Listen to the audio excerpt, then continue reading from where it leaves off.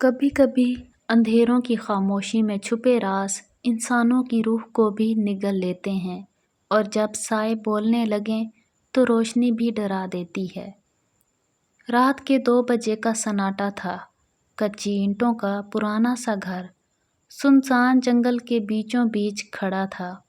بارش کی بوندیں چھت پر پڑ کر ایسا شور مچا رہی تھیں جیسے کوئی گمشدہ روحیں ماتم کر رہی ہوں۔ ہوا کے جھونکوں کے ساتھ ٹوٹے ہوئے درختوں کی شاخیں کھڑکی سے ٹکرا رہی تھیں، اور ہر جھونکے پر ایسا لگ رہا تھا جیسے کوئی گھر کے اندر جھانکنے کی کوشش کر رہا ہو۔ اس گھر میں رہنے والی زارا ایک 20 سالہ لڑکی اپنی ماں کے ساتھ رہتی تھی۔ باپ کا سایہ برسوں پہلے اٹھ گیا تھا، اور محلے والے اکثر زارا کے بارے میں سرگوشیاں کرتے کہ یہ لڑکی الگ ہی دنیا کی چیز ہے۔ اس کے ارد گرد کچھ عجیب سی ہوا ہے۔ زارا کے بچپن سے ہی اس کے ارد گرد عجیب و غریب واقعات ہوتے رہتے تھے۔ کبھی کمرے کی چیزیں خود بخود حرکت کرنے لگتیں، کبھی آئینے میں اس کا عکس اس سے ذرا سا مختلف نظر آتا۔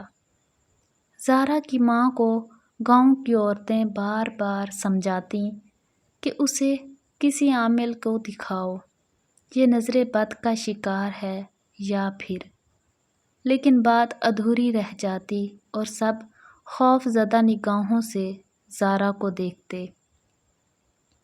اس رات بھی زارا نیند سے بیدار ہوئی تو اس کا دل تیزی سے دھڑک رہا تھا۔ خواب میں اس نے دیکھا کہ جنگل کے بیچ ایک پرانا درخت ہے جس کی جڑوں کے پاس ایک سیاہ دروازہ ہے۔ اس دروازے سے ایک عورت کی رونے کی آواز آ رہی تھی۔ زارا کے قدم خود بخود اٹھنے لگے اور وہ کھڑکی کے پاس جا کر بارش میں بھیگتے جنگل کو دیکھنے لگی۔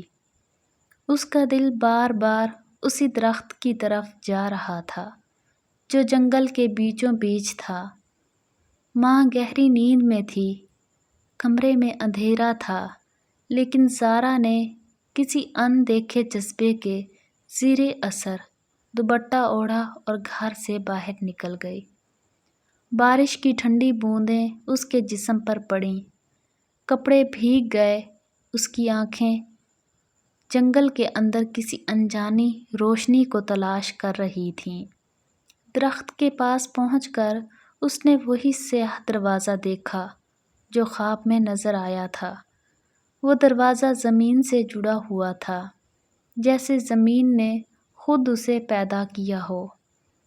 اس کے قریب پہنچتے ہی ایک سرد ہوا کا جھونکا آیا اور زارا نے محسوس کیا کہ کسی نے اس کا ہاتھ پکڑ لیا ہو۔ وہ خوف زدہ ہو کر پیچھے ہٹی، مگر آواز آئی، تم واپس نہیں جا سکتی، تمہیں آنا ہی ہوگا۔ آواز اتنی مدھم تھی کہ لگتا تھا زمین خود بول رہی ہے۔ زارا نے دروازے پر ہاتھ رکھا، دروازہ خود بخود چرچراتے ہوئے کھل گیا۔ اندر اندھیرا ایسا تھا کہ لگتا تھا روشنی کبھی وہاں پیدا ہی نہیں ہوئی۔ زارا نے ایک قدم اندر رکھا تو زمین ہلکی سی لرزی اور اچانک دروازہ اس کے پیچھے بند ہو گیا۔ دل کی دھڑکن اس قدر تیز تھی کہ وہ اپنے سینے سے آواز سن سکتی تھی۔ وہ اندھیرے میں چلتی رہی اور پھر اسے سامنے ایک پرانی حویلی نظر آئی جو زمین کے نیچے بنی ہوئی تھی۔ حویلی کے دروازے پر 2 بڑے بڑے پتھر کے مجسمے کھڑے تھے جن کی آنکھیں سرخ انگاروں کی طرح جل رہی تھیں۔ زارا نے دروازے کو دھکا دیا اور وہ آہستہ سے کھل گیا۔ اندر کا منظر ایسا تھا جیسے وقت کئی صدیوں سے رک گیا ہو۔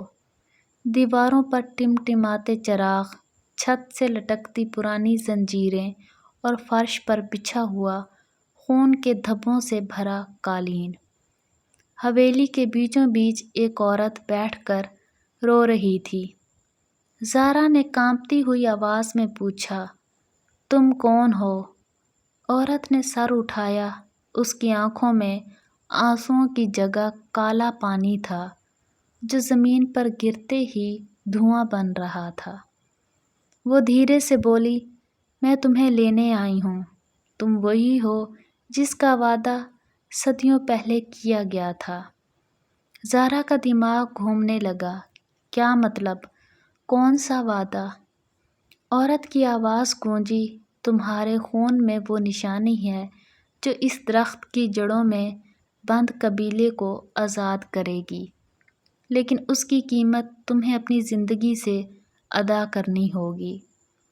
زارا پیچھے ہٹنے لگی، لیکن اچانک دروازے بند ہو گئے، چراغوں کی روشنی بجھ گئی اور اندھیرا چھا گیا۔ ایک لمحے بعد زارا نے اپنے ارد گرد کئی سائے محسوس کیے۔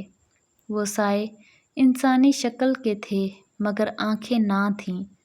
سب ایک ساتھ سرگوشی کر رہے تھے، قربانی، قربانی۔ زارا کے قدم زمین میں جم گئے، آوازیں قریب آ رہی تھیں اور اچانک ایک سایہ اس کے سامنے آ کھڑا ہوا۔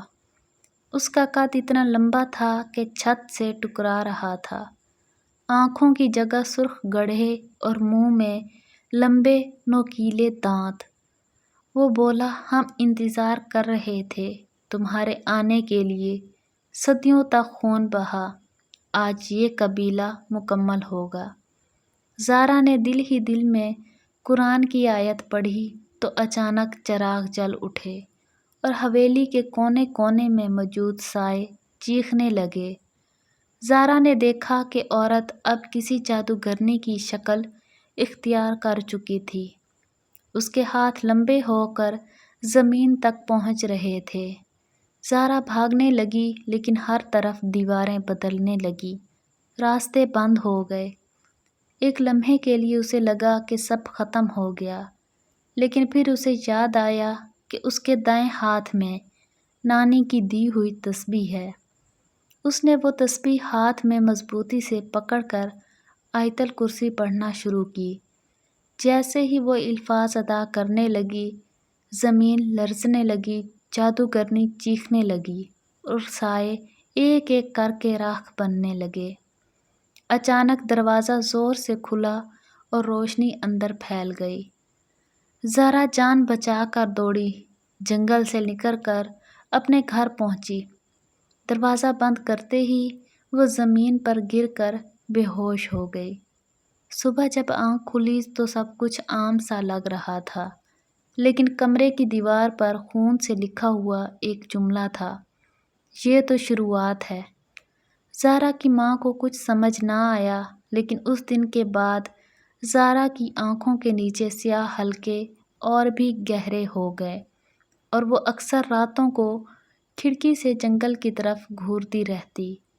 گاؤں والوں نے زارا کو دیکھ کر کہنا شروع کیا، یہ وہی لڑکی ہے جو اپنے مقدر سے بھاگ نہیں سکتی، اور جنگل میں موجود سیاہ دروازہ آج بھی کسی نئی قربانی کا منتظر ہے۔